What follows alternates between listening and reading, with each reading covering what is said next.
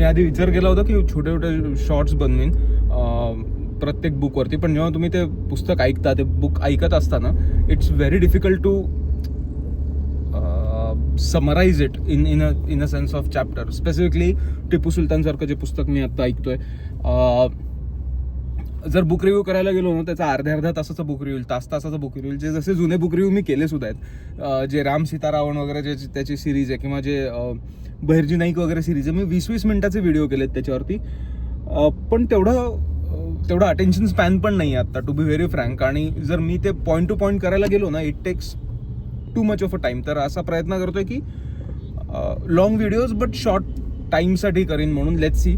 आता for example Tipu सुलतानमध्ये काय आले, त्याचे पहिले 10 चॅप्टर्स त्या पुस्तकाचे सगळे it's all about Hyder Ali आणि तो कसा होता, मग त्यांनी राज्य कसं बळकावलं सुद्धा नाही, त्यांनी फायदा घेतला आतल्या चाललेल्या गोष्टींचा आणि त्यांनी स्वतः राज्य करायला सुरू केले.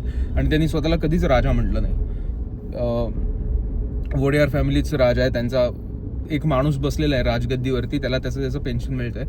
आय थिंक ब्रिटिशांना आयडिया, ही जी राजांना पेन्शन देऊन सत्ता चालवण्याची आयडिया असेल ती ह्याच्याकडनं आली असू शकते, कारण ब्रिटिशांचं ह्यांचं फार मोठं युद्ध सतत चालू होतं.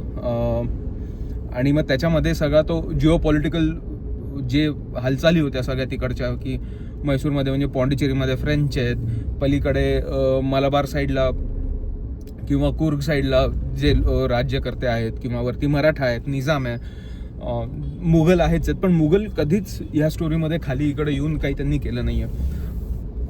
मग त्याच्यानंतर मग Hyder Ali was very aware of the fact की जिओ पॉलिटिकल किंवा इन जनरल त्याच्या डेमोग्राफीबद्दल सुद्धा तो खूप अवेअर होता. त्यामुळे ज्यांच्यावर त्यांनी हल्ले केले त्यांच्यावरच त्यांनी अत्याचार केले, आणि त्याच्यामुळे त्याला कोणी काही बोललं पण नाही.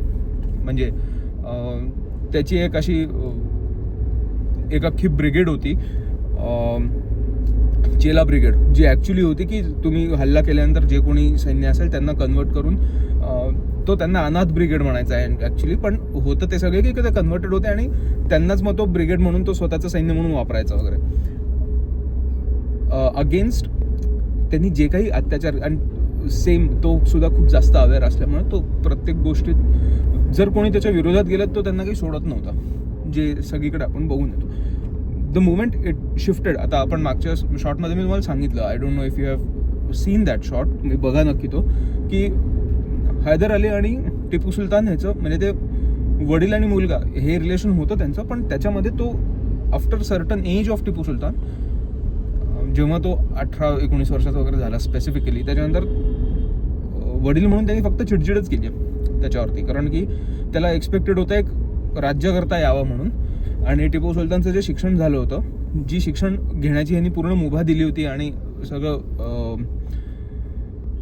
काय म्हणतात त्याला, सगळ्या गोष्टी त्याला प्रोव्हाइड केल्या होत्या व्यवस्थित, की ह्याचं शिक्षण चांगलं होईल, तर ते शिक्षण नेमकं ह्याच्या एक्सपेक्टेशनचं एक्झॅक्ट ऑपोजिट झालं. आणि तो खूप काय म्हणतात त्याला, एक्स्ट्रीमिस्ट झाला तो, टू बी व्हेरी फ्रँक. त्यामुळे जेव्हा टिपू सुलतान आला तेव्हा त्याला वोडेयर फॅमिलीला काही भाव द्यायचा नव्हता, कारण तोपर्यंत कॉन्स्पिरसी जातनं एवढा झाल्या होत्या की त्यांनी ते बाजूला करून टाकलं. तो स्वतः राजा झाला, पण त्याला राजा कोणी म्हणायला तयार नाही आहे, कारण की कसं म्हणणार ना, सगळ्यांना माहिती आहे की वोडेयर फॅमिलीचं मैसूर स्टेट होतं वगैरे. सो तो सगळा प्रयत्न करतोय. मग तो खलिफेटकडे वळला, आधी तो मुघलांकडे वळला की तुम्ही मला राजा म्हणा, म्हणजे मग लोक रेकग्नाईज करतील. मग मराठ्यांसोबत सुद्धा जी त्याची तह झाला त्याच्यातही त्यांनी एक मोठी अट होती की मला राजा म्हणा, ह्याच्या पुढे टिपू सुलतान किंवा माझ्या नावानी, जन्मनावानी माझा उल्लेख नाही करायचा वगैरे. तो एवढा जास्त त्याच्याबद्दल एकतर इन्सिक्युअर तो खूप जास्त होता, आणि त्याच्यानंतर हा त्याचा आग्रह होता स्वतःला रिकग्नाइज करून घेण्याचा, जो कधी एवढा फार कोणी त्याला एवढं महत्त्व दिलं नाही त्याच्या रेकग्निशनवरती. त्यामुळे तो अजून उफाळला. त्यानंतर सध्या आत्तापर्यंत असं झालं की मग आता त्यांनी ते मुघलांचाही नाद सोडला, तो आता टर्कीकडे चालला आणि कॅलिफेटकडनं त्याला रेकग्निशन हवं आहे. त्यांनी स्वतःचं कॅलेंडर इयर काढलं, त्यांनी कन्नडा काढून फारसी आणली त्याच्या ऑफिशियल लँग्वेजमध्ये. त्यांनी ते सगळं सोडून, म्हणजे त्याला ते एक मुस्लिम स्टेट करण्याचा त्याचा फार प्रयत्न आहे, आणि तो ब्रिटिशांच्या विरोधातच आहे. म्हणजे ब्रिटिशांशी लढतोच आहे, कारण हैदर अलीच्या काळापासून ते ब्रिटिशांच्या विरुद्ध लढतात. कारण की ब्रिटिशांना जास्त त्यांना कंट्रोल करायचं आहे, त्यांना काही याला फार एक्सपांड होऊ द्यायचं नव्हतं हैदर अलीला, म्हैसूर इस्टेटला इन जनरल, जे हैदर अलीला करायचंच होतं. त्यामुळे त्यांच्यात जे युद्ध आलं त्याच्यानंतर मग मराठ्यांमध्ये जी ऑलरेडी खूप जास्त कॉन्स्पिरसी सुरू होते, आतमध्ये क्लेश सुरू होते आतल्या आत, त्याच्यामुळे सुद्धा यांना खूप फायदा आला की कोणी यांच्यावर एवढी चाल फार मोठी करूनच आली नाही, आली तरी ती काही सक्सेसफुल झाली नाही, फूट पाडणं सोपं होत होतं यांना.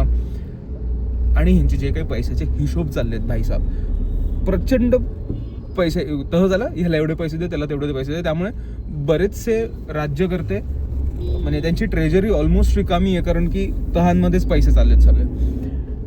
एवढ्या डिटेलमध्ये तरी या पुस्तकात खूप छान लिहिलं आहे. मी मराठीमध्ये करतो हा video. I was expecting it to be in Hindi, पण मी आत्ता मराठी बोलायला लागलो. लेटेस्ट सी आता कसं करावं.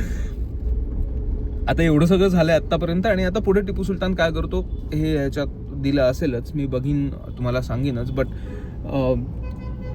त्याच्या पद्धती, त्याचं the way he takes it forward ना as a country, as a province, तो त्याला specifically Islamist against Hindus, against Christians as well, म्हणजे एनिथिंग अगेन्स्ट मुस्लिम असं करण्याचा त्याचा प्रयत्न आहे, आणि तो ते खूप करतोय.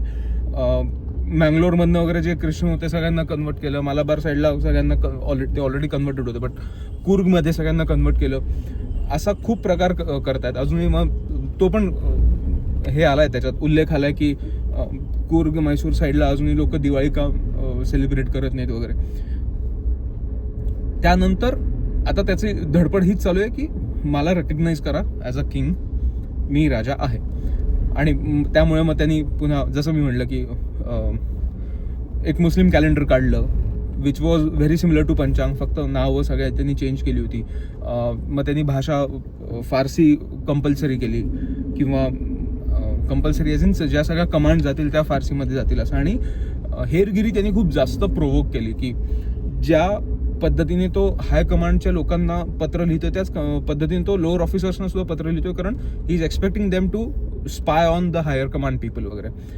तर तो असा इन्सिक्युअर खूप आहे, असं ह्याच्यात लिहिलं तरी आहे. Let us see how it goes. आणि बाकी मी तुम्हाला सांगेन. बघा, आता एक जवळजवळ 7.5 मिनिटाचा हाच व्हिडिओ झाला आहे. ह्याच्या पुढे ऑलमोस्ट मी आत्ता 15व्या चॅप्टरपर्यंत वगैरे आलो असेल, अजून अर्ध्याहून जास्त पुस्तक राहिलं आहे. So I will keep you guys posted.